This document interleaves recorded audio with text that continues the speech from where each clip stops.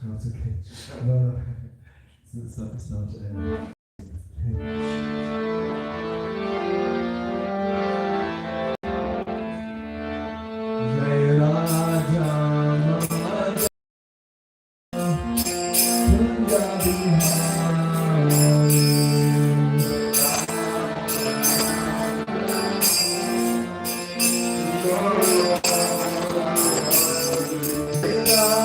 Jai Raja Mama Kunja Bihari Raja Madhava Kunja Bihari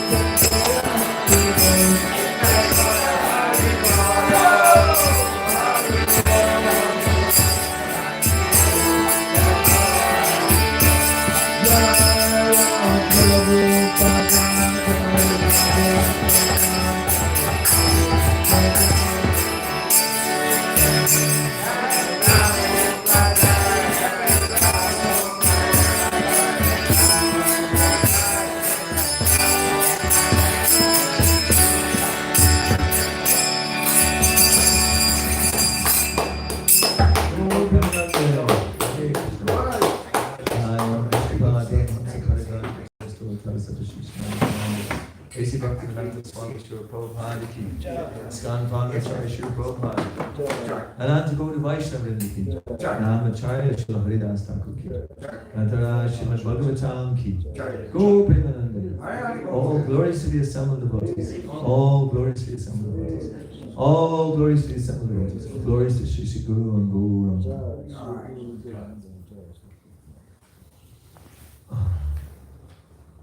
Om Namo Bhagavate Vasudevaya. Om Namo Bhagavate Vasudevaya. Om Namo Bhagavate Vasudevaya.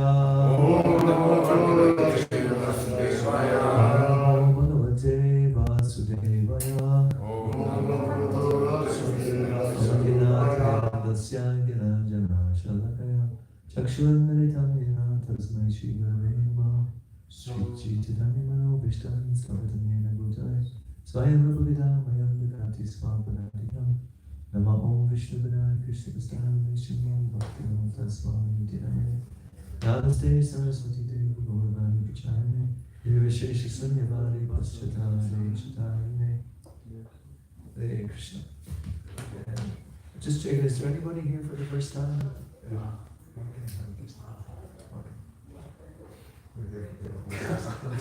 I've never been here. Right. Yeah. No, that's. So I have my shirt on today. I didn't expect I was. Anyway. One is come for some years, Bob. Yes. Welcome. That's really nice. So I'm just going to continue on something which we were discussing last Tuesday or last Friday actually, the Bhagavad Gita class. And it's quite an interesting section actually.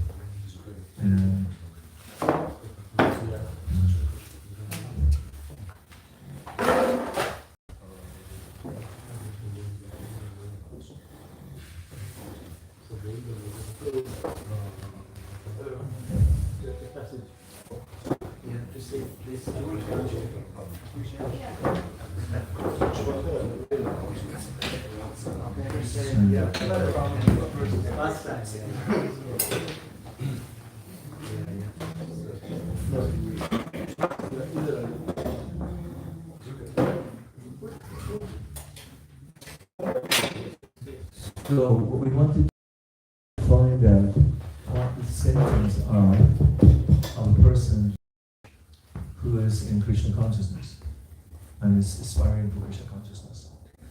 And it's a question that Arjuna himself asked, actually.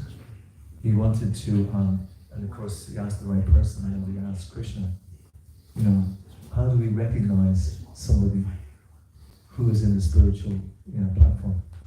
And so beautifully put, Arjuna said, I'll just read it out because it's good to just stick by what it says. Arjuna Uvacha. Arjuna said, O Krishna, what are the symptoms of one whose consciousness is submerged in ignorance? How does he speak and what is his language? How does he sit and how does he walk? And Prabhupada explains that it's just he wants to know how does he act, what's he thinking. The Supreme Personality of Godhead said, O Partha,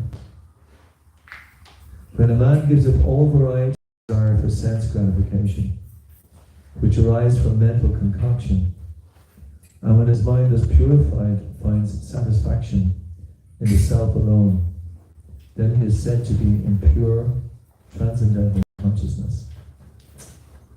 So Prabhupada in the purport says, the Bhagavatam affirms that any person who is fully in Krishna consciousness or devotional service of the Lord has all the good qualities of the great sages, whereas the person who is not so transcendently situated has no good qualification, because he is sure to be taking refuge of his own mental concoction.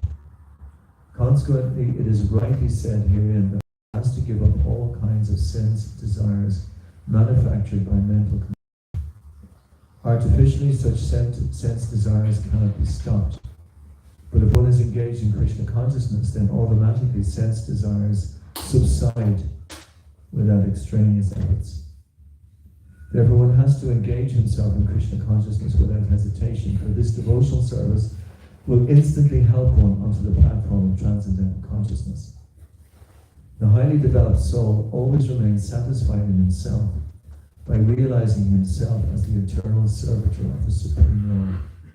Such a transcendently situated person has no sense desires resulting from petty materialism. Rather, he remains always happy in his natural position of eternally serving the Supreme Lord. I mean, it's quite extraordinary that it's such a simple thing, that you give up sense desires for yourself, and you just, instead, you act to please Krishna, or the representative of Krishna. It's that simple. But yet, it's not to do it. Can anyone even give me why do you think it's not easy? Why is it not easy just to serve Krishna? And why is it not easy just to give up sense enjoyment?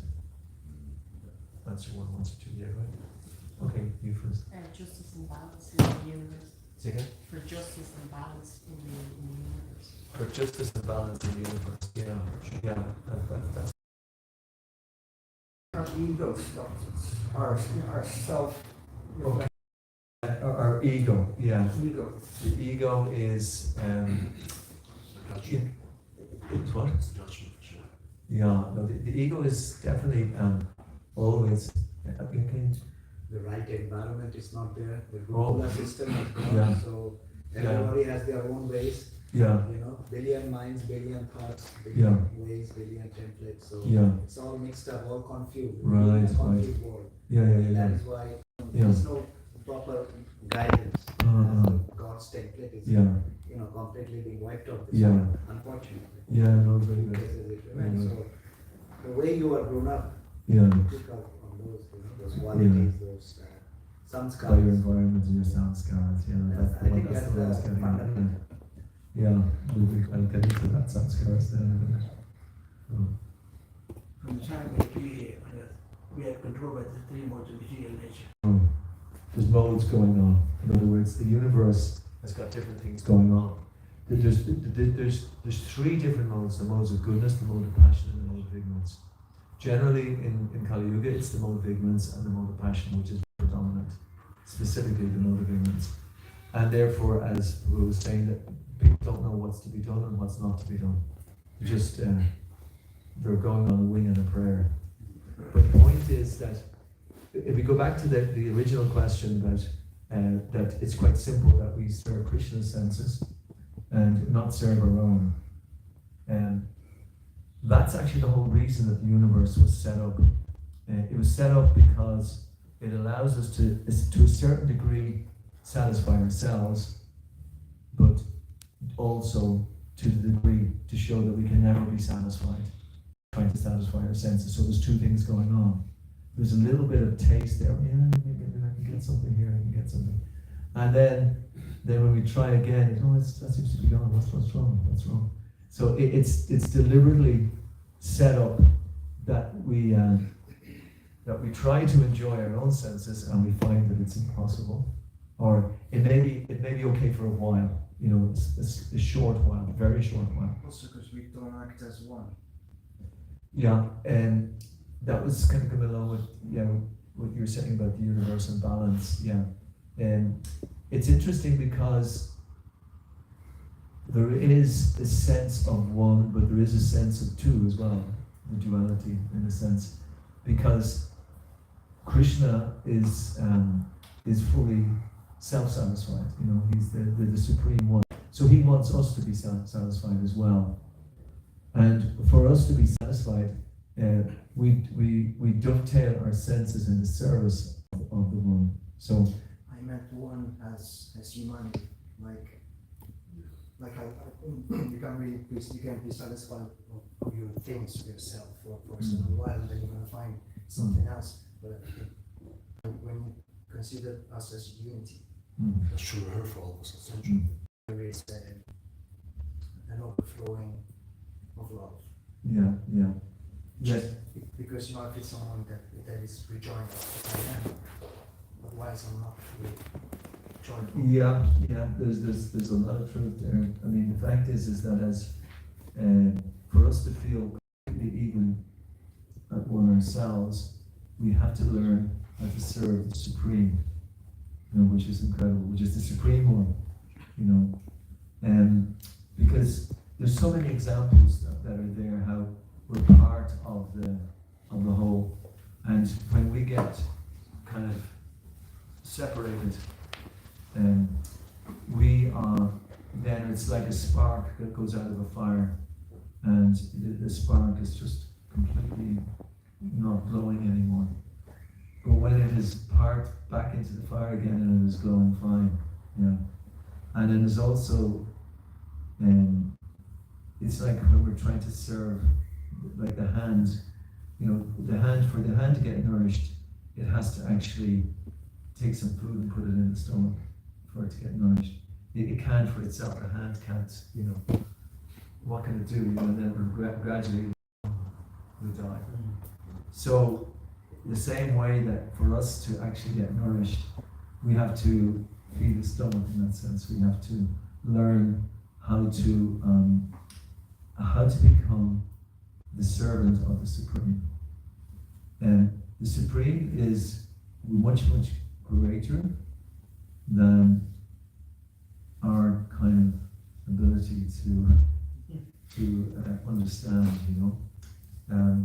because even when you consider that we, even our next breath, we can't even guarantee that. We can't even guarantee our heartbeat.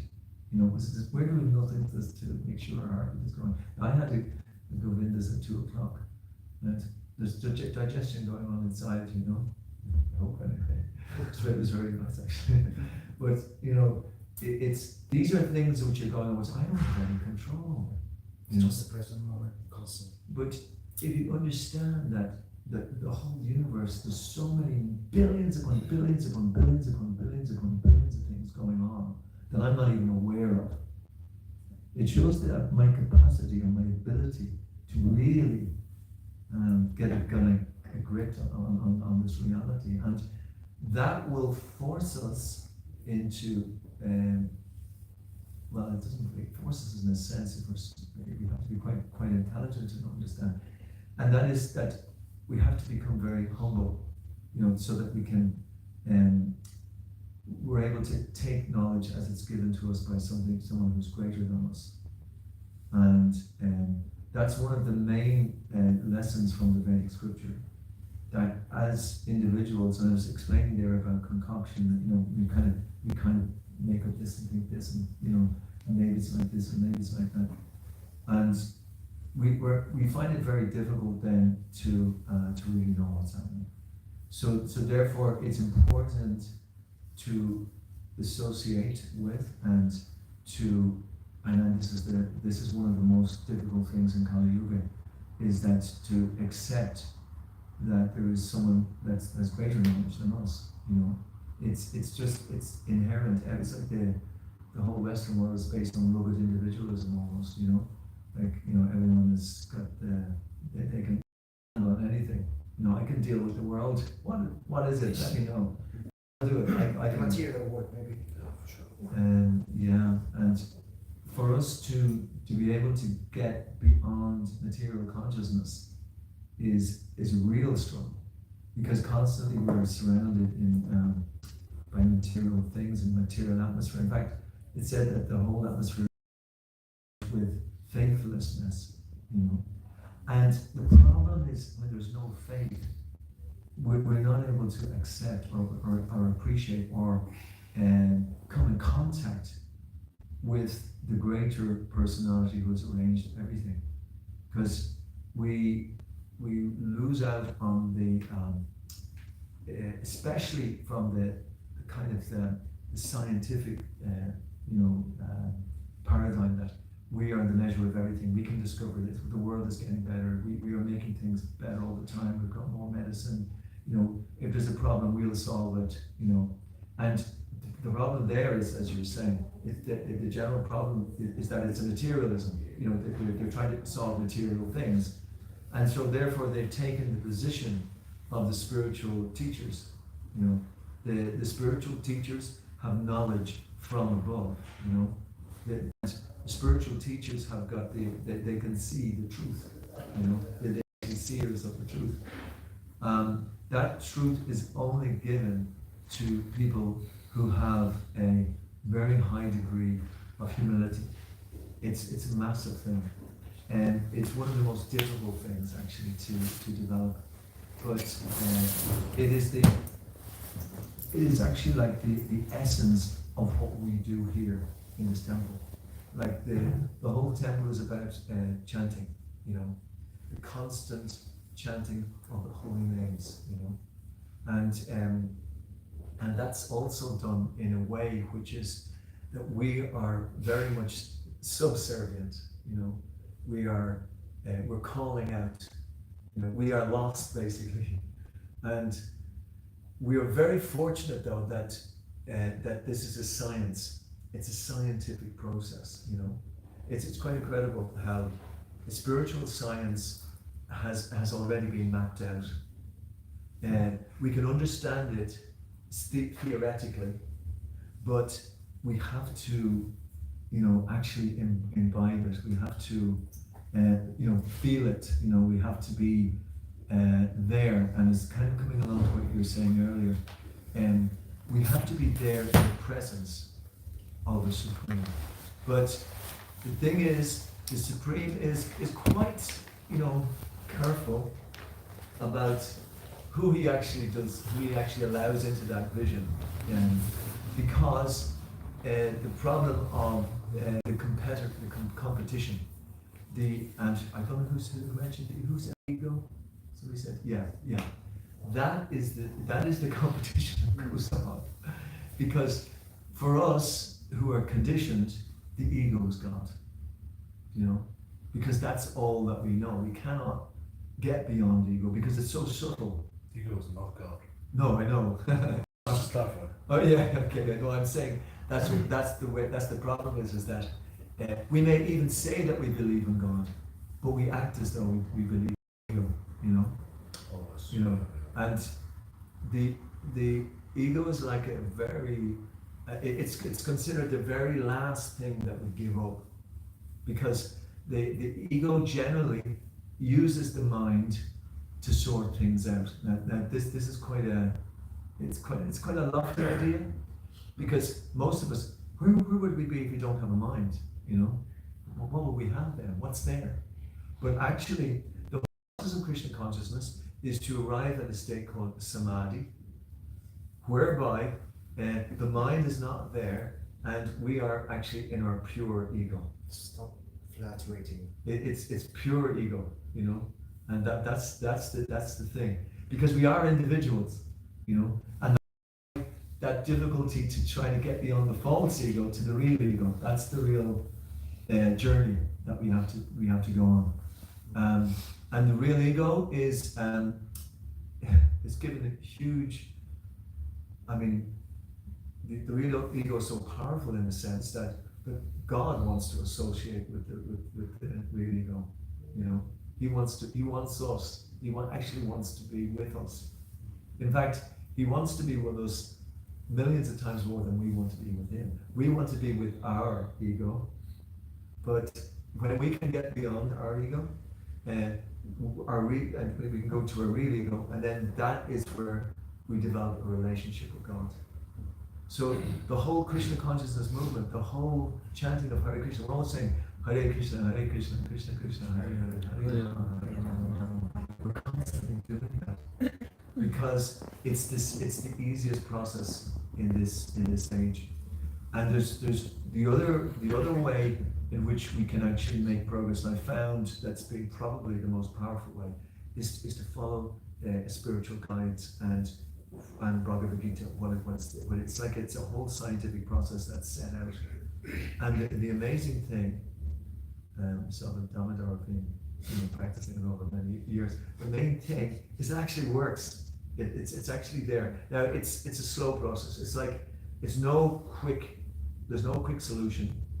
We have to deal with the reality, and most people are scared of the reality, you know, because they're scared to lose their exactly, and it's what Prabhuji said there earlier. It's the samskars from previous lifetimes that are there. They're also playing in. So we have a whole pantheon of things going on. First of all, as Ankot there mentioned, is the three modes of nature they're in nature, they're going on. Goodness, passion, and ignorance. Someday we get up and it's, I'm feeling great today. Next day, I'm not feeling so good. What's wrong? What's happened? The modes of nature are constantly going on. So we're having to deal with that at the start. The next thing we have to deal with is the samskars that we have from our previous lifetime, previous lifetimes. We have to deal with things which we don't know sometimes why we act in a certain way. But it could be something that's playing out from millions of lifetimes. Oh no, it could be from quite recently anyway. And everybody acts different. Something triggers people. You hear that phrase? Something triggers you and you act in a certain way and you weren't expecting to do that. So what is that? That is something which is deeply, it sounds good, which is deeply embedded in our consciousness. It may be something like when I was a child I wasn't treated very well, or it could be something like I had this relationship and this person did this to me, and ever since I'm acting in a certain way. And it might even be from a previous lifetime, but there's something there. But these are the things which today, and I've found quite recently, that most people take shelter in psychology to try to root out these things. The universities are full now of people going to psychologists who are trying to work out what is going on. Psychology can give a certain amount of answers, and in certain instances it's useful. But actually, this process that we're presenting here is actually the ultimate psychology, because we have the ability in this system to dissolve all those things that I was talking about. All the things that have been there for many lifetimes. That is what this chanting is doing. It's like we have to understand the strength of this mantra. The Krishna, or the supreme source of everything, has imbibed so much potency in this mantra. And a lot of the time when we're chanting, we might be thinking of so many different things. That's kind of there's distractions going on. I think, what did I do yesterday? I have to do that tomorrow. Hare Krishna, Hare Krishna, Krishna. It's the kind of distractions are there. But the name is there all the time, and it's been, you know, it's been my experience that if you actually keep on bringing the mind back, bringing the mind back, then you will actually get that opportunity then to actually speak from the heart, you know, because that is, I can see if I can remember the story. When Draupadi was being disrobed in the assembly, I don't know if everybody knows this story, but she cried out to Krishna, and Krishna immediately left everything and came and gave her his protection. And it said that, he feels still indebted to her because her cry was so completely dependent, you know, that the cry was really deep, you know, it was a really deep cry that was there. So that is the area that we need to get into, you know. We need to get into that area whereby we're desperate, you know. I have had my first grandchild about 4 or 5 weeks ago. Congratulations. But when she's crying for food, my son was telling me she's inconsolable, you know, and until she gets, you know, food, then she's okay again, you know. So that's often said that the call is the same as the child crying for the mother, you know, that they're just in such desperation. And so that is powerful enough to cut through all those samskaras and anarthas. It's so powerful that it goes right to Krishna. And when Krishna sees that, then he will bring us back to the spiritual dimension, back to our real self. So is there any questions, any comments anyone would like to add anything at that point? I was actually remembering, I occasionally do that, 33 years ago, like what you were saying, we don't know when the next breath, the next heartbeat, and 33 years ago, I didn't even know I'd be in a temple, and then just a split second. So it's a thing where, and when you're talking about how to say we all have this scar, and especially if you look at addicts, alcoholics or drug addicts or whatever, and they want to quit, like a little spark, there has to be that cry for help, because you can't just stop. There must be something in there. So in relation to 33 years ago walking in, there must have been from a previous life a spark that all of a sudden through association it's then found, you know. But again, is Krishna destined? Are you destined through Krishna's hand or through your own efforts in asking for help from the soul, to ask for help, and then the right association, like 33 years ago, the right association. It's a very interesting question, because it's is it something that's coming from us, or is it something that Krishna has to give us? And I think it is both in the sense, because it's like our philosophy is simultaneous oneness and difference. You know, so that's those type of contradictions can be there in spiritual life. You know, that it seems how could it be one and different at the same time? Yeah. But it is, and it's the reciprocation. It's said that Krishna takes 10 steps more to us than we do to him. So the likelihood is that you only have to do the tiniest little endeavor in that direction. Krishna immediately reciprocates. So, and you know, whatever progress you make on this path, you never lose.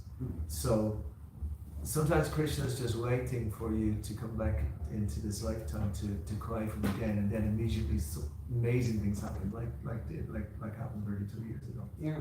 And you know, we had so much Harinam, so much Kirtan, and you know, so much discussion in the philosophy, and it's like a complete immersion, you know, in spiritual life, and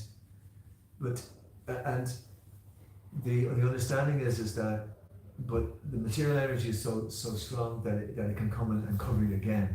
You know, it's like it's said that even one chant of the holy name, we become immediately liberated. It's so powerful. But because of the strength of the samskaras, the strength of the material energy, we get immediately covered again. It's like almost second by second. We almost feel that in our mind sometimes. Sometimes we want to do something right and then something comes in and stops that. Do you know? So that shows the potency of the material association. But when we're in spiritual association, that equally gives us the energy to make rapid progress. And I think that the idea is to make the most of that when we're in association. And like even in my own situation, I had a kind of that type of experience when a very spiritual person immediately, I was just going to a normal talk. I wasn't expecting this talk. I thought it was on truth about some novel or something like that. And then the person spoke from the Bhagavatam. And the person was obviously, you know, he would be on a state whereby he was realized, so he was able to give to me. He shared that spiritual insight without me. I don't know how it was, but I was somehow or other I was ready to take it. And so it's like that. I would say no, in that sense, it's that we do have that from ourselves. But then the Krishna sends in so many different ways enlightened beings, and the Bhagavatam, the Bhagavad Gita, the mantra. He's kind of showering us with ways in which to try to resist the material energy, and then it's pretty much that the most important thing I think from there then is to try to practice spiritual life, you know, because we cannot just be spontaneous. We'd like to be on the spontaneous platform straight away. The minute we get the knowledge, okay, that's me, I'm going to go on it. But that type of energy is very rarely is that just given. Yeah. Krishna wants to test how sincere that is. We may think about it and say to ourselves, yes, I can do that. But we are still impelled by the forces of our previous conditioning, you know. And so therefore it's we have to take a much longer term view on how to deal with it. And that's where sadhana bhakti comes in. Because bhakti means spontaneous love of God, you know. That's what bhakti is, and that's our natural position. But because we have been conditioned because of our own, you know, desire, basically, our own desire, as I said right back at the start, and we cannot just sustain that. We may get glimpses of it, but so therefore what we do is we take that regulation, you know, and I was talking to a few people about this today. Regulation is one of the most strongest things that we have. Krishna says it. He said by practice, because Arjuna asked him that question. But when is one impelled to sinful activity as if by force? And Krishna then says that, or he says actually, how can one control the mind? Because it's almost like the wind, you know. And Krishna says by constant practice and forget the second thing he says. But one of the things he does say is by practicing bhakti. So the process of bhakti yoga is set out quite beautifully by the spiritual guides, and it's quite simple. Like it means chanting Hare Krishna, following the regulative principles. Even if we do that gradually, you know, it's just even some persons say chant 4 rounds a day, 2 rounds a day, 8 rounds a day, something like that. And by eating prasadam, food offered to Krishna, and by chanting in congregation. These are the quickest ways by which we can make progress. Anything else on that or anything? Okay. And any other comments? Anyone? Does that spark anything in anybody else? I'd like to ask. Show some. The Hare Krishna Maha Mantra is the most powerful mantra, Yeah, but sometimes we take a lot of time yeah, to develop it. yes, How we can increase our quality yeah, in chanting or in following the practice? yeah. There's a couple of ways that I've been, looking of late, which one is to associate with people who talk a lot about purifying the chanting.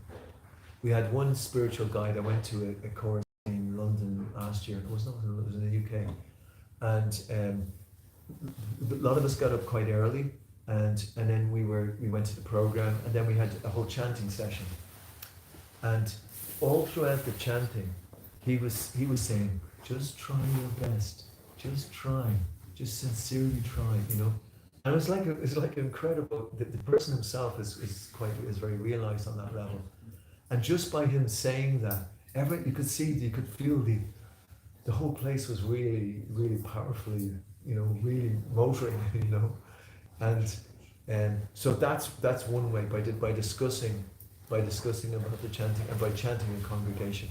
Last night we had a kirtan here, and it was magical. You remember Pat? Yeah, Pat. yeah. Pat's daughter's name is Radharani, and she was playing violin to the Holy Name. It was mind blowing. It was beautiful. Like she's a very pure girl. But she's quite expert on it. And Pat is a very good chanter. And just as he was playing, I was just completely transported. So that was kind of like conviction for me. I said, oh my God, this is incredible. And just by this experience of congregational chanting, I'm getting very enlivened by it. So those two things, by being with people who spend a lot of time on in this area of concentration on the Holy Name. Like we do here once a month, we have a chanting session whereby we just concentrate on japa, and we listen to Srila Prabhupada and different spiritual leaders talk about how we can improve our chanting, how we can concentrate, and how we can enter into our heart. So there are some of the ways in which we do that, and be patient as well. There's a few other ways, like we go to the Holy Dam as well, and because when you go to a spiritual place, it's like, for instance, if you go to Vrindavan, and Krishna's there, that's where he appeared in Vrindavan, and you probably have memories of that, of recent memories, yeah. I mean, that's powerful, because even sometimes you go there and you may not really pick up all the energy while you're there, but when you come back, then you start to realize how powerful it was to be in the Holy Dam. But you make your home a spiritual place as well, and you just spiritualize your life as much as possible, and then you realize that just how the Holy Name is, it's the name, form, qualities, and pastimes of Krishna. Because it's like an introduction. The Holy Name is you're introduced. This is Krishna, the most loving form of God. So you get to know Krishna, but you have to be in Krishna's presence, and that's going to take a little bit longer. But it's the name, form of Krishna. Then you start to see Krishna, the one who sees me everywhere and in me I'm never lost. Krishna says. The whole Bhagavad Gita explains about where Krishna is everywhere. So you start seeing Krishna everywhere, and you especially see Krishna in your chanting. And then the name, form, the qualities, you start to realize, wait a minute, this person Krishna is the most beautiful, is the kindest, is the most attractive, is the most merciful, Most forgiving. he's the most everything, and you start to wonder at this incredible personality that we have any connection to. So that's the qualities of Krishna start to start to manifest more and more. And then ultimately then Krishna's pastimes, we start to get a glimpse, and not only do we get a glimpse, but we start to enter into Krishna's pastimes. So as I said, this is a science. It's a complete science, and it corresponds with the stages of bhakti. Like the stages of bhakti start off with we have a little faith, we have a little faith that there's something there, somebody's going to connect with us, and then we start to associate with people who also have that faith, and then we start to think, well, wait a minute, if I practice a little bit, I'm going to get some benefit, and you see how powerful it can be. Krishna allows you to see how powerful associating with devotees is. So that's and then the next stage is usually the stage where most of us have difficulties, because that stage is what's called an anartha nivritti. It's getting rid of unwanted things in the heart. And we all have these unwanted things. They're in the name of lust, greed, anger, illusion, envy. Anybody can relate with that, what I'm saying? But these things start to vanish. First of all, we see them in ourselves, and most people then, when they see that, they think, I don't think I'm around here, let me get back to my, whatever it is, whatever your poison is, it's usually, as we said earlier, it's usually get back into being egocentric, and I don't need God, and you get into so many other things just because we find it too difficult to face who we are. But the next stage is a very powerful stage, and it's called steadiness, the stage of nishta. That means that we're not disturbed amidst the happiness and distress, fame, infamy, honor, dishonor, winter or summer. We're not disturbed by anything in the material world. And at that stage, then we can start to focus on Krishna, who God is. We actually can get that situation. That's why, people think that if they go to university, they spend 17 years to be a top quality surgeon or something like that, and still they think, well, anybody can understand God. They can't. They cannot. It's not available. It's just not there. You can't just go and demand, I want to see God now. Oh yeah, I can see God. Oh, you can see God. I can see God too. We all see God. No. It's huge amount of work, huge amount of study, huge amount of working on ourselves. That then gives us a little bit of qualification. Then God can actually say, okay, this person's a bit serious. Now I'm going to reciprocate.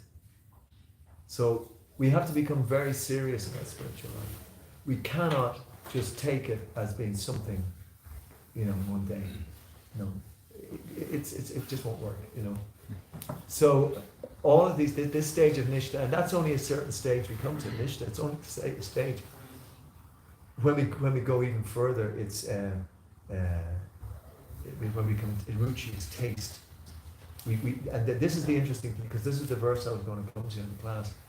And it's getting taste for spiritual life. And that is the main thing which brings us out of this material world and into the spiritual world, is taste.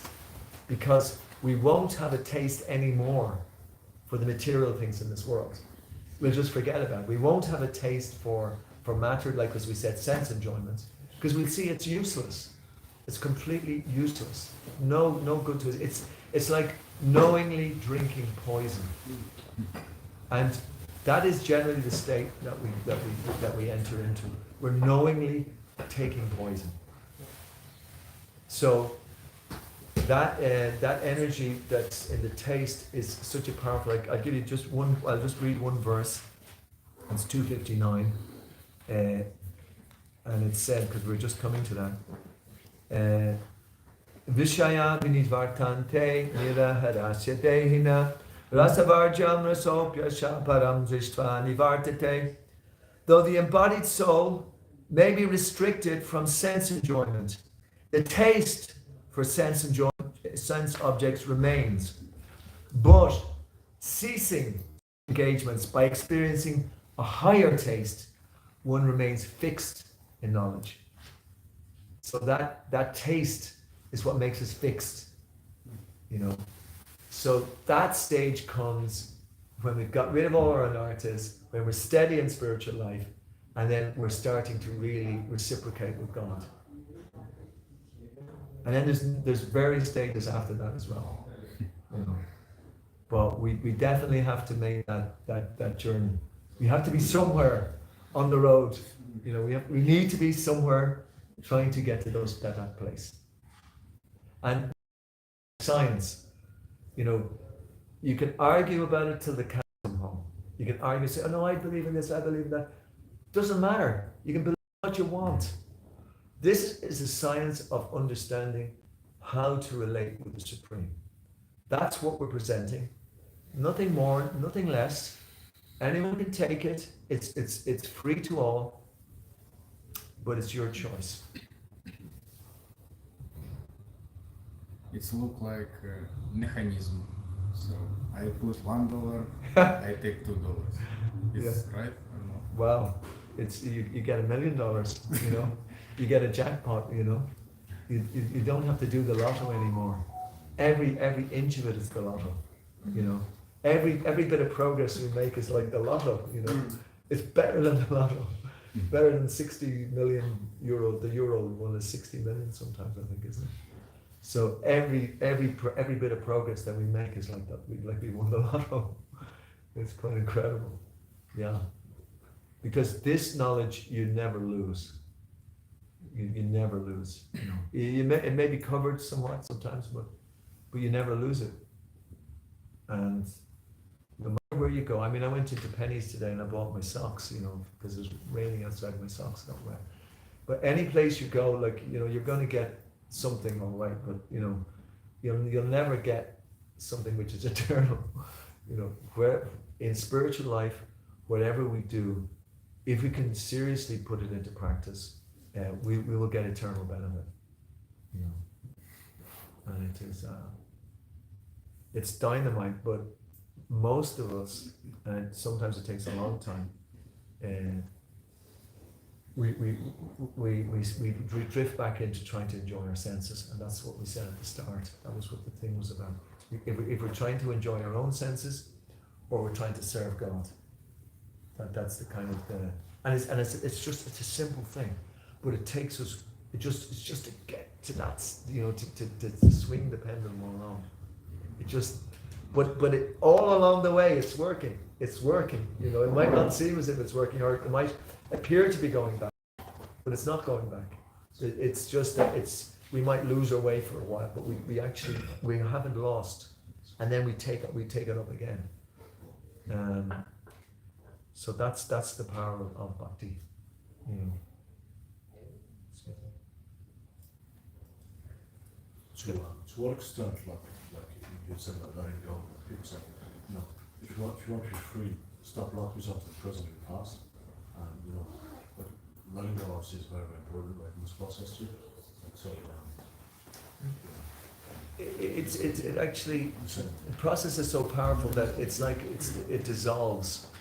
You know, the false ego and so on, like is actually dissolved.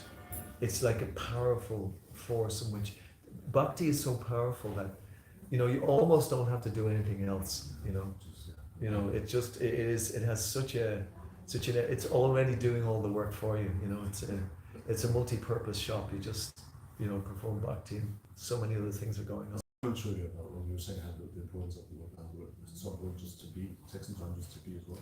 To which? Like you were saying that about just being, like, just take time to be, not just doing it. Yeah, as well, I mean, as well as as I say, the most powerful thing is kirtan, just chanting, and because in the chanting you will get to know, you know, the name, that God is non-different, and He's in His name. He is non-different from His name, and then you'll get to understand God in His form, you know, and you'll realize that, you know, it's not, you know, all the great sages and the saints, they have made this very clear. You know, it's a path, it's a scientific path that's already set out. You know, which is amazing. You know. I think my interest last primarily we were chatting about on the yoga course, we were at this teacher training course. Yeah. And we were chatting about because I think it's Yeah. Yeah. Sometimes yoga can be a help, and I think that the real yoga means to reconnect. You know, because yoga means to connect, but to reconnect with the supreme. That's what we're doing. We're trying to. You know. we were talking about nuclear it's not one of the factors. Sorry, can So you? just we were talking about constant, but knows that it's not that unity of life, which is only one factor of that amongst communities. Yeah. The only thing about sometimes I'll maybe stop here, but one of the things the part is it's unity and it's unity, but it's also there is a duality, you know. Yeah. That is a kind of a something which happens in spiritual life, that we all kind of try to kind of a merging, you know, that we're all one, you know. But spiritual life means that there is a supreme, and there's three different energies. There's the supreme energy, there's the marginal energy, and there's the inferior energy. The inferior energy is this here, matter, you know, stone, this metal. That's that, and you know the material energy, you can see it outside. The supreme energy is the source of everything, and we're like the marginal energy. We're in between the two. We're in a material body, but we're spiritual. We're a soul that's powering our spiritual, our material body. So, like for instance, when the body is finished, the soul is gone and it just rots. You know, it's you know you'll see that in matter. You know, a bird will die and it's left there, or like there's two foxes were on the road today, you know, roadkill or something, but you know they're just there and the cars are going over. They're not feeling it anymore. But that's the matter. So like this, our body is like that, but we're not matter. You know, Not since our souls are not true. our souls are not matter, and we don't identify with the matter, and that is one of the biggest problems in spiritual life, actually, because we're identifying, and this creates so many problems, like where I'm Irish, English, French, man, woman. You know, if we identify, We're one. You said well, we identify with our conditioned self, like our material body. So that it's very important to realize that we're not. So the science of spiritual life, of Krishna consciousness, is to allow us to connect with our real self, which is not conditioned by and it's conditioned by things like birth, death, disease, old age. You know, this is the confines which you're in. We're in a prison house, and you know, although you know, it's also called dukkhalayama shasvatam, which means that it's full of misery and it's temporary. And the problem is that we're trying to find happiness in this world, and this world is not. It's not created for us to get happiness in, and that's one of the first things we have to learn in spiritual life, not to try to get happiness here. You know, not to be looking for happiness here, because you'll get spiritual happiness, all right, but you won't get material happiness. It's not available. But yet the whole material atmosphere is telling you that if you buy this, if you get this, if you do this, you'll be happy. But it's a complete farce. Yeah, it's a disaster. Exactly. But that's one thing that we have to keep on kind of keep on correcting ourselves. Because, like for instance, I might go down and have a glass of water and I feel refreshed, and there is a certain satisfaction for that. But our mind gets conditioned into constant little gratifications to think that we'll be happy. And so the mind is then constantly going around just getting things to keep one happy, keep one buoyed up for the next while, you know. But we forget the fact that the body is getting older and it's getting diseased and eventually will die. So we have to perform activities whereby we will feel that sense of eternal happiness. And we'll be practicing how to experience that. We will practice the science of how to experience spiritual eternal happiness while in temporary material bodies. Right. That's what Bhakti Yoga is about. Because And we will, when we do experience that, then we won't need to be so defensive about trying to keep the material world out, because we'll be happy within. You know, we will be spiritually satisfied, and we will not be looking outside for happiness, because the happiness is already there. You know, and as well, we're talking about the different levels. That the marginal potency is that God is also dwelling in our heart as well, and He's constantly encouraging us to go back to the spiritual dimension. He's constantly there doing that. And so we're in a very fortunate position, even though we're in Kali Yuga, and it's a challenging. it is a In challenge. the best possible way. Yeah.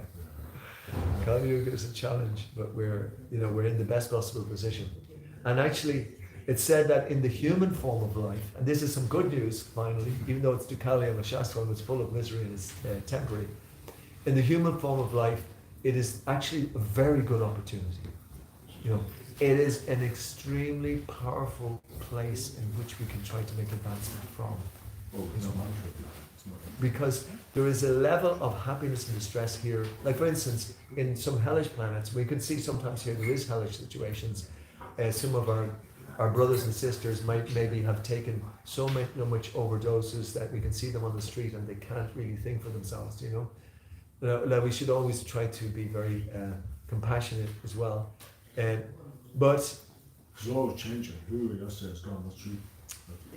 yeah, I mean, what I'm saying is that in general, there is not over too much distress, you know.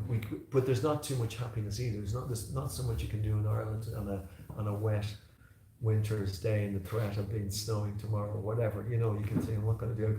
I can't go anywhere. I just look at today, it's not. So but the misery isn't too bad. There is some places where there's so much misery, and actually, believe it or not, there are places in the planetary systems where there's too much happiness.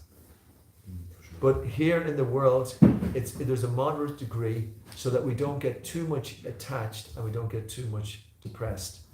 So the human form of life is very advantageous. That's what all the sages say.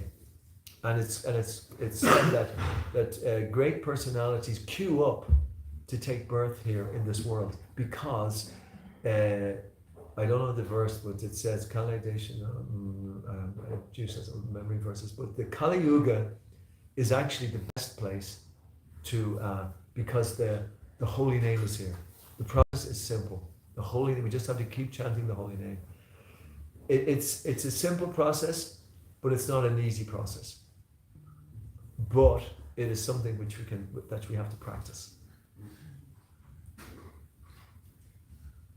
So thank you for the question. Is that okay? Anyone else got anything else they want to say, or? You sure? Right, why not? And Bhakti is compared to like €100 note. Yeah. If you take €100 note, there's a 50 in it, there's a 20 in it, and there's a 10 in it. Yes.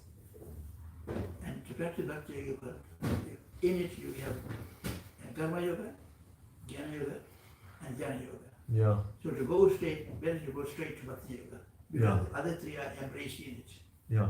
You don't have to take, you don't have to No, take it's really true, because you can wait. You can actually. It says Bahunam Janmanamante Gyanavanam Papachante Vasudeva Sarvamati Samaha Vasudurlabha. That you can spend many lifetimes in some of these yogas, and that's specifically Jnana. You know, Gyanavanam Papachante. You know, you can spend some. But if you take the Bhakti Yoga, it's like the elevator. You know, you go straight there. You know, you actually go to the top story.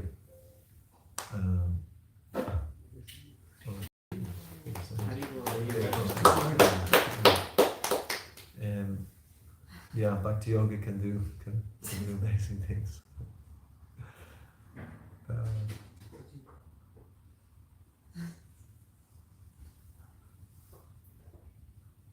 I mean, you know, you could. I know everybody's. We're going on to the next part of the program, but Bhagavad Gita, like just take it and listen to it regularly, because you know I can spend quite a lot of time with the Bhagavad Gita personally, and every time I approach it, it's like, hey, listen, there's so much more here. I can't even speak on one verse even. There's just so much in it, and yet sometimes I want to read 20 verses because there's just so many. It's all leading to something else. It's explaining something more, even more deep than was in previously the verses. So it's hard even just to stick with one. It's not hard to stay with one chapter. You know, the knowledge, as I was saying, is it's just there. It's just it's the elevator of the knowledge is there that you can actually make rapid progress into understanding Krishna as the person. And in fact, what we'll actually get from it, and Prabhupada, you know, explains, is that we will see God face to face.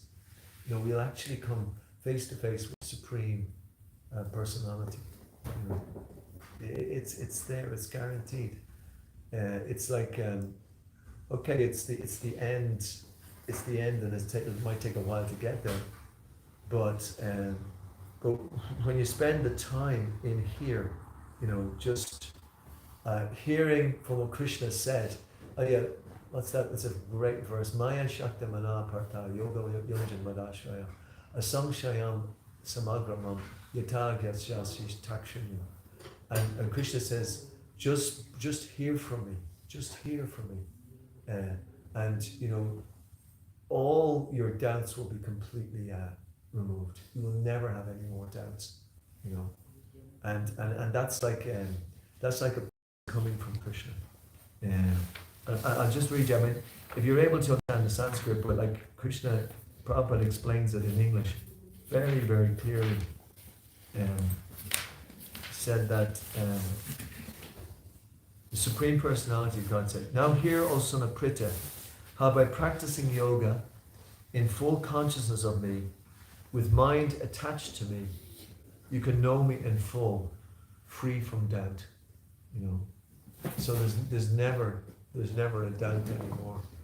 And what we really need, what the world needs, is more people who are free from doubt, because they can really help other people.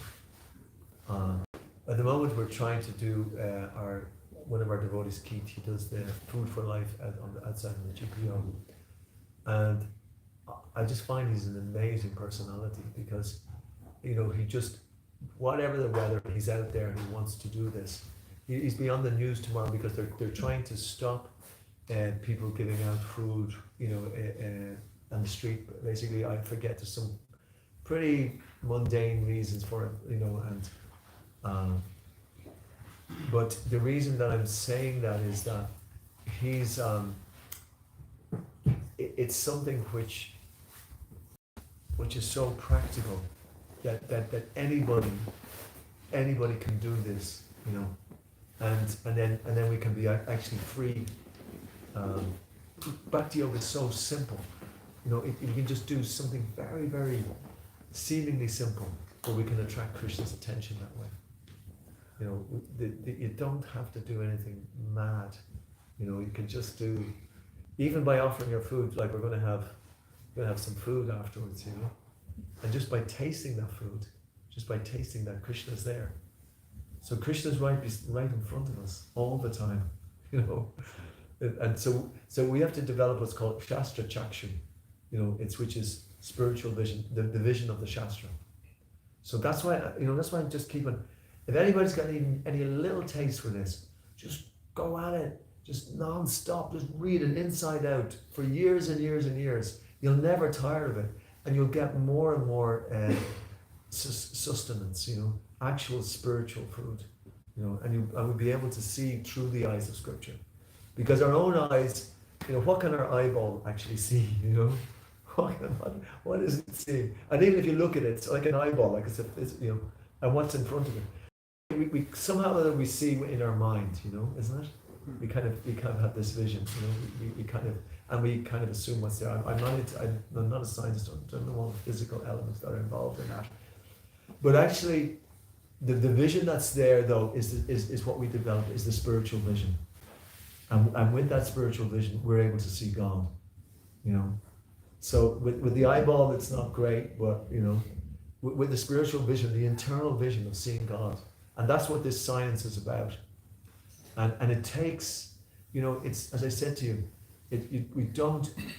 It's okay. It's for one's livelihood. One may have to study for a certain amount of years, but I get very depressed when I see that people who study for so many years and then they're considered to be. I don't mean to say this. Maybe there is some envy there, but that's the goal of life. You know, it's considered to be that these people they understand more than anybody else. Which body for depression? Pardon? What is studying depression? That's interesting. Sorry, I just can't really exactly hear what you're saying, but Well, you said you get depressed. It's interesting. yeah, I get depressed. Yeah, because the focus is in the wrong place. The focus is in material advancement, and I've had the reason I was talking about Keith as well. I've had so many people come to me and say that how much they're missing human contact, you know, how much they're missing being with people who are not trying to exploit them about something, you know. Every interaction there's a dollar sign, you know. You're somehow or other you're in a give and take scenario. The point that we were talking earlier about love, you know, it just seems to get lost in there. But the soul is by nature full of love, and actually that love is coming from God, you know. Yeah. So that's what we want to try to get. So the PhD and so on should be for the spiritual, and it used to be. It used to be the people who were spending their time actually for people in general. Like our great example is the six Goswamis, Rupa Goswami and Sanatana Goswami. They were in line for Lord Chaitanya. Lord Chaitanya empowered them to give knowledge to people, and that's what they did. They were among the people and they were giving spiritual knowledge, and people then never came back to this material world. They didn't need another to get qualified to do this. They lived much more simple lives, and they had time for each other. They actually had time to relish each other's company, and time to be able to love and to be loved. But both of those things, you know, to love and to be loved, and that is the deepest need of the soul. And that's why we have these horribly deep samskaras, because of lack of love. You know, that we spend our lives sometimes, and you know we're lacking something, and we don't have the equipment to be satisfied. But the societies previously did understand that better. Even the Varnashram system was very much set up. The Daivi Varnashram system was there. It was a system whereby people could very easily have their, you know, get their livelihood. And when they had their livelihood, then, and it wasn't like, I don't want to give examples, but you know, there's, you know, husband and wife working on every day that the hour of every hour of the day so that they can have a house, you know, and then they have to send their child to this thing, the crash or something. Or I'm not knocking anybody here. We're all involved in it. You know, the society is made in such a way that's made it so difficult for everybody just to be a human, you know. So it seems to be that the knowledge that's given in the Shastra, in the scripture, and even there's practical knowledge in there. Srila Prabhupada set up the International Society for that reason. There is a method by which we can set up a society and societies whereby people can fulfill their material desires, because we all have material desires, we have needs, and at the same time reserve the best part of their life, of their energy, for developing spiritually. you know, for their eternal sight to really, to take off, you know, and to actually, to go all the way. I mean, warp speed, as they say, you know, to go back to the spiritual world. Because that's the spiritual, like we know this, the speed of light has got so powerful, so 186,000 miles per second squared or something like this. But the speed of the soul is way beyond that, you know. So we have this incredible, I think she's a material example. We've got this incredible Ferrari-like body that we're in, but we're treating it like a scooter or something like that, you know. We're not taking the best out of it. And we're being told, no, this scooter is the best in the world, you should just, you know, and scooters is just getting worse and worse, you're getting less than this, you know. But the what we do have in the human form of life is something which we can utilize in a spiritual way. And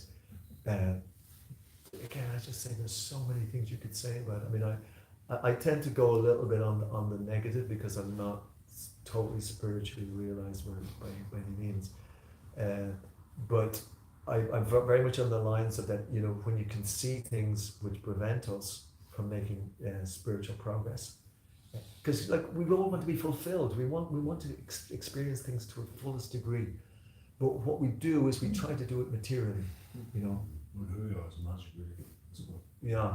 What Krishna says, it is lust only, the all-powerful, devouring enemy of the soul. You know, I'm just pointing it out that that is, and it is found in different places.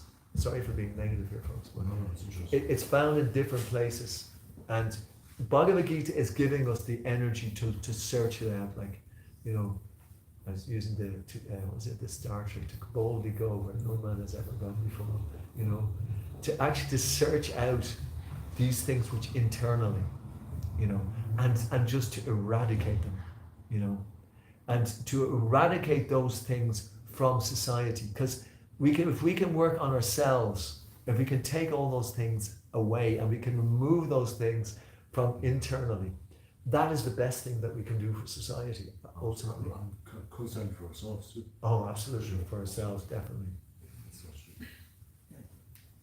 Well, television and mobile phone have their uses, but they also have the destructive nature as well. Yeah. It's no matter how you're going to use them. Yeah. Yeah. You have to choose which is best to use them.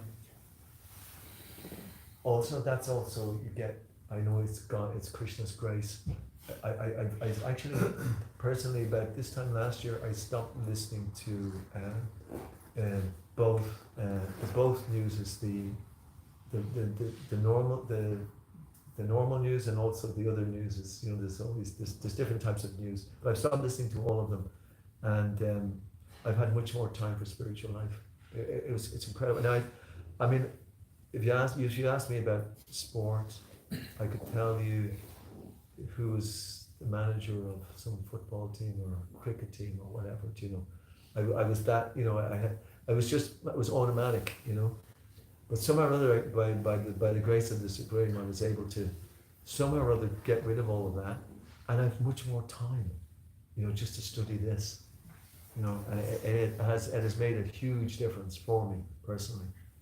So I totally understand. But whereas my phone, you know, I rarely scroll. I used to have I was subscribing to The Guardian. I would look at the Independent. I would look at the alternative news. People send me all this stuff about what's really happening in the world, and I'm not listening to either of it, you know. But I have more time from a spiritual perspective, and I'm listening to one lecture after another talk, and I'm associating with some incredible souls, incredible minds, you know, who are also not listening to all these things, and they're delving very seriously into spiritual life, you know, and it's, you know, it's like night and day, you know. It's like the enjoyment. Like we're talking about a higher taste, you know. You know, that is an incredibly higher taste, I find, when you hear spiritually evolved people talking about spiritual science. It is like these people are on this level, and And what happens is that they can give you, they actually give it to you. You know, it's like, it's free. You know, that's the real exchange that we want. Is from spiritually minded people. They give you, they will bring you advancement. They will give you advancement, you know. It's That's like, just an admiral's choice, you say. like, yeah, like we're paupers, we don't have anything, but this is what spiritual life is like, you know, that the people who have, I mean, we've been at many, we've had many talks in Krishna Chaitanya's house, right? And so many really wonderful souls have come there, and they just come there and they just give you the knowledge, and like we're in bliss, you know, we're just sitting back and listening to these incredible souls telling us about spiritual life, and they're not asking us for anything, you know. We don't have to pay university fees, we don't have to pay this, but the price though is our desire to actually, so spiritual life, we should protect it like anything. If we get a little bit of it, we protect it, like we don't let anything get in the way, because it's a passport to the spiritual dimension. That's what I was going to ask you, like, would you practice grounding every day? Pardon? Would you practice grounding every day? Grounding. The mantra contains everything in it, you know, it really does. It's like everything, it's like the €100 note, it has everything in there, you know, just the mantra. And by hearing by hearing about Bhagavad Gita as well. And also, you sound the mantra, it sound Yeah. Yeah, no, definitely. Better stop here, or I'll be.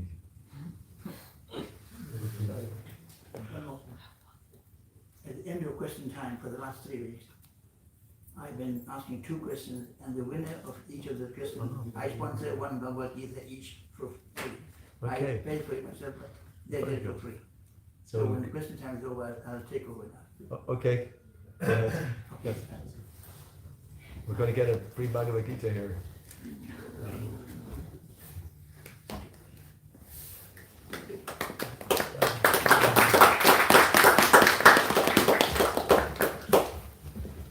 These are the 2 Bhagavad Gita I'm giving for free, and I am paying for it. We are trying to sell as many Bhagavad Gita because we're trying to buy land in Fingal County, Yeah. and we're still short of money to buy that. But in some small way, I am doing my bit. Okay. All right. First question for the first Bhagavad Gita. I'll give you a name, and I want you to give me 3 names and the relationship of the 3 with the name I'm going to give you. Now, it may be tough, but anybody can. The higher students, like maybe yourself and stuff, and they can all take part in it. Okay. First question. First name, Virachana. Now I want you to give me 3 names related to that and their relationship. Whew. Oh, yeah. Okay. So now to the Dharma and yoga. If you get 2 right, I'm not going to say anything. You must get all 3 right to earn this book. Okay. Excuse me. Or earn this. Siddhartha Dharma and Yeah.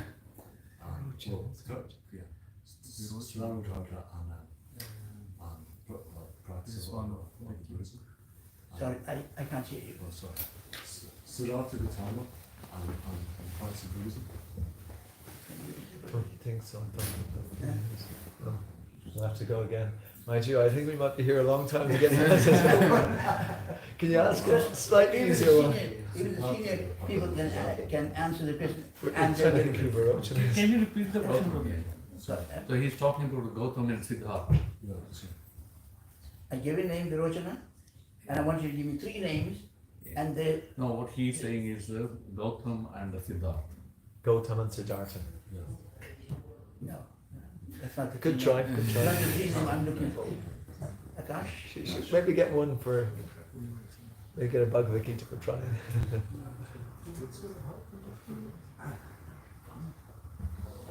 Can you give me 2 names? Arjuna and Yeah, Krishna.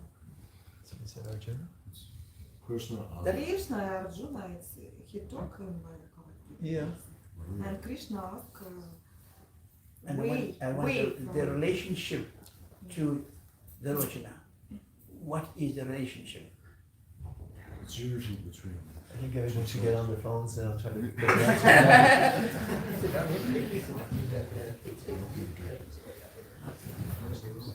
Okay, And and Virochana is one from the family of Pandu. Rochana is? It was previous king before Pandu, yes? Before? Virochana. Yes. It was Dhritarashtra and Pandu, two kings, but before them was Virochana. Yes? No, that's not the answer. And, okay, I'll go on to the second question. Медицина, война.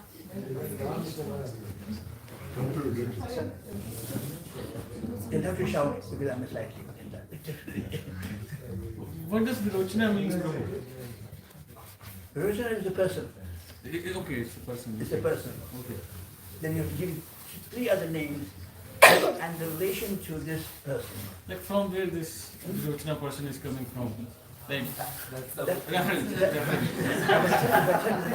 Then we give you clues. Is it from Mahabharata? Or like this? Ask the hint. I don't know. I have heard it first time. Huh? Madam, you could answer the question? Come on, who's got a phone here? I can't even think of it like Virochana. The name rings a bell, but I can't. Yes, okay. What did Virochana do? You know, Prabhu. You know Rochana. You all know Rochana. But yeah, but I can't remember. My memory's not so good. Is what? Grandson of Hiranyakash. The grandson of? Hiranyakash. Of Hiranyakashipu, first of the three is Hiranyakashipu. Prahlad. So Prahlad's Prahlad son is was the second one. Virochana. And who's the third one? Yeah. Forget the third one. Well, Bali Maharaj. Bali Maharaj. Bali Maharaj. Yeah. Thank you.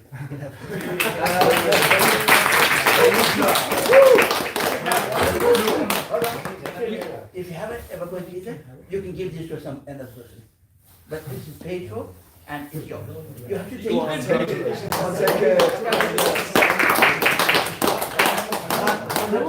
Hand it over to Hand it over. You do what you like with it. I'm So the second question.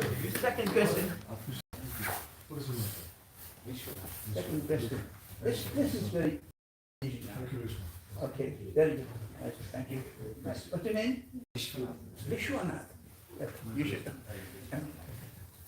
New Delhi. What was New Delhi's original name? This is quite simple now. Put your hands up, then I'll. You're going to get another Bhagavad Gita. This gentleman, I think, was there. That's enough work. This person there. Oh, Indraprastha, yes. Yes. You said Hastinapur. Who else said Hastinapur? So it's either Indraprastha or Hastinapur. Hastinapur. Hastinapur, yeah. So, Yeah. now, okay. There are two winners here. You said Hastinapur. And you said Hastinapur. Hello? Yeah. Yeah, I said it. Okay. I'll ask another question. Yeah. So that then this will go to. Okay, stand to. What's it? Sudden death. So between the two of you. Okay, here's the question. What question have you got? The next question. This is going to be difficult now. No. Right? In Dwarka, there was a Brahmana. And each time a child was born, the child passed away. Right? On the 10th time, again the child passed away. Okay? And on each occasion, the Brahmana went to Lord Krishna and said, "This is happening to me, and what are you going to do about it?" He ignored him. But when it happened the 10th time, which person took the matter up to achieve something? There's somebody, remember Krishna refused to help, right? But there's one person, I need the name of the one person, I'm not going to say anymore. There's only two people involved in this. It's yourself and yourself. So they can take a hint if they want. Yeah. Hands up, those who know. Hands up, those who know. Remember, on 9 occasions, on 9 occasions, Lord Krishna, refused to help the Brahmana. That why would the child be born today and dead tomorrow? Uddhav. Hmm? No? Uddhav. What is it? Uddhav. Not Uddhava. No. That's all. Yes? Okay. Huh? Thank you. It is Arjuna who convinced Krishna Hey, to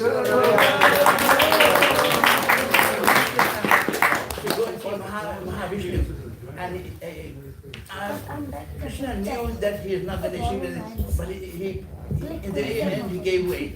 I said, okay, jump in my silver chariot. And then when he said, jump in my silver chariot, then Krishna gave Arjuna the divine vision, and they went, and they met Mahavishnu, and he let them have the 10 children. Thank you. What's your name? Sorry, I can't. Anyway, come and collect this Bhagavad Gita. Then you can tell me what your name is.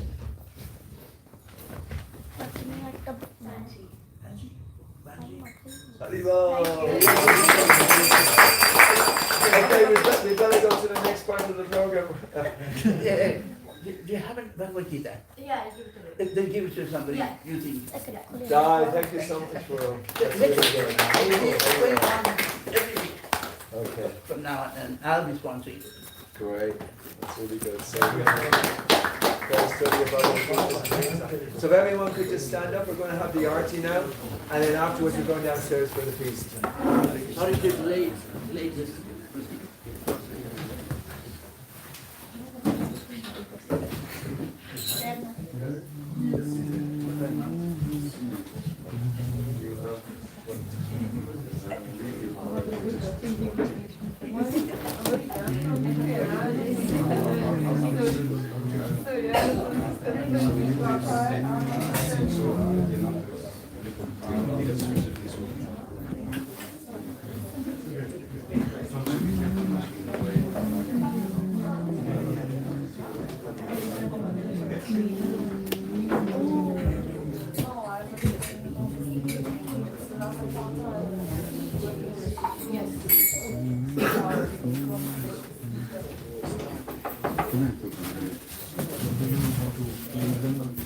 No, I don't know.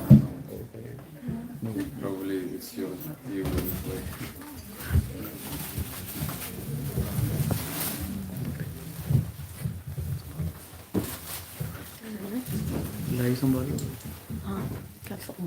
हाँ stool रख दो ना यहाँ रख दो stool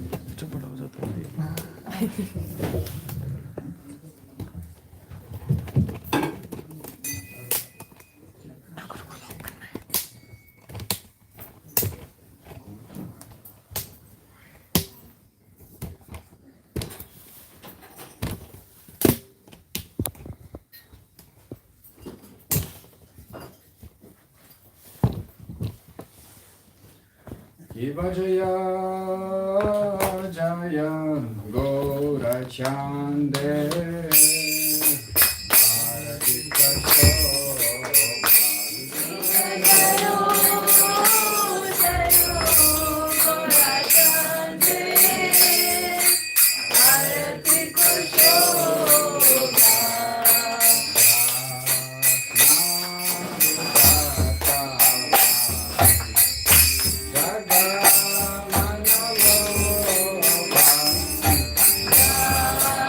Bharati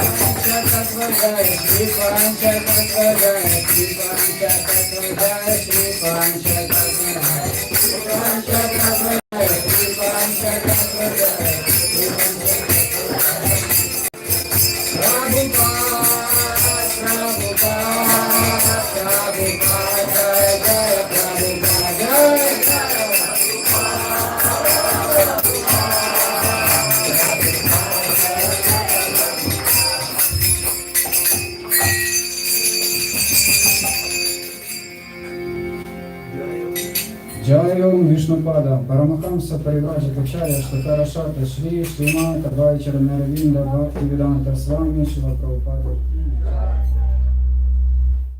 Jayom Vishnupada Paramahamsa Parivrajakacharya Shtakarashata Shri Srimad Bhaktivedanta Saraswati Goswami Maharaja Prabhupada Ki Jai Vishnupada Shri Laura Kishora Das Babaji Maharaj Ki Jai Vishnupada Sachitananda Bhaktivinoda Thakur Ki Jai Vishnupada Vaishnava Sarabhauma Shila Jagannatha Das Babaji Maharaj Ki Jai Shri Rupa Sanatana Bhata Raghunatha Shri Jiva Gopala Bhata Das Raghunatha Shad Goswami Prabhu Ki Jai Namacharya Shila Haridas Thakur Ki Prem Sakho Shri Krishna Chaitanya Prabhu Nityananda Shri Advaita Gadadhar Shri Vasadi Gaura Bhakta Vrinda Ki Jai Shri Shri Radha Krishna Gopa Gopinatha Shyama Kunda Radha Kunda Giri Govardhan Ki Shri Mayapur Dama Shri Vrindavan Dama Ki Ranga Maya Yamuna Maya Ki Bhakti Devi Tulasi Devi Ki Shri Sankirtana Yagya Ki Grand Karaja Srimad Bhagavatam Ki Transcendental Book Distribution Ki Prasad Distribution Ki Nitai Gaura Premanande All glories to assembled devotees. All glories to assembled devotees. All glories to assembled devotees. Jai Jai Shri Guru Gauranga. Jai Shri Guru.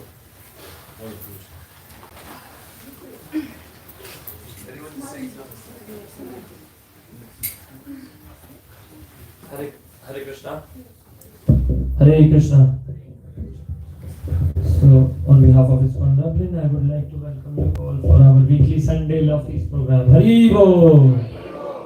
So, I would like to thank our today's sponsor for the Prasad, Alec Prabhu, for his son. So, we will chant Hare Krishna Mahamudra together for asking for blessings from Shri Panchatattva for his son.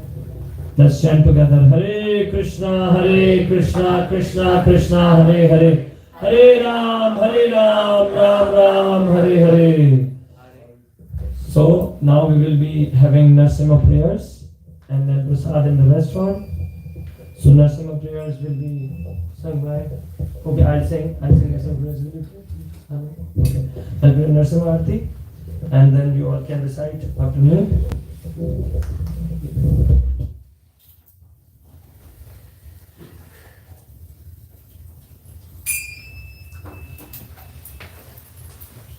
सर्वभक्ति Lakshmipati Narasimhadev भगवान की जय।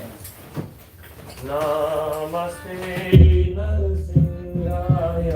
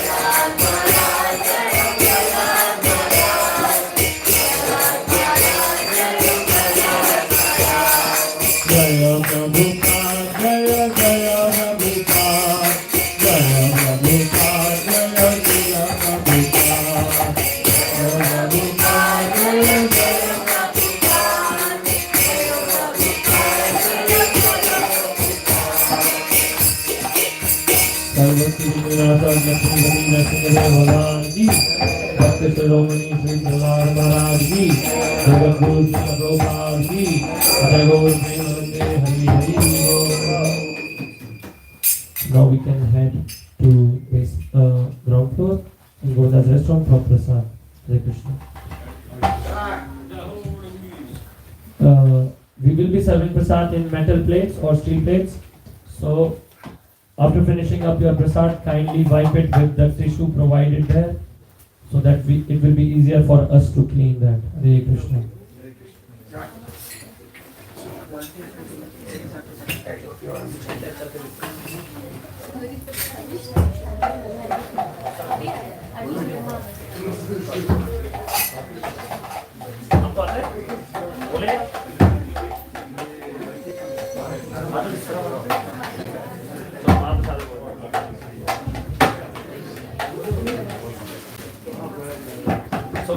We will chant prasadam prayers. You can recite after.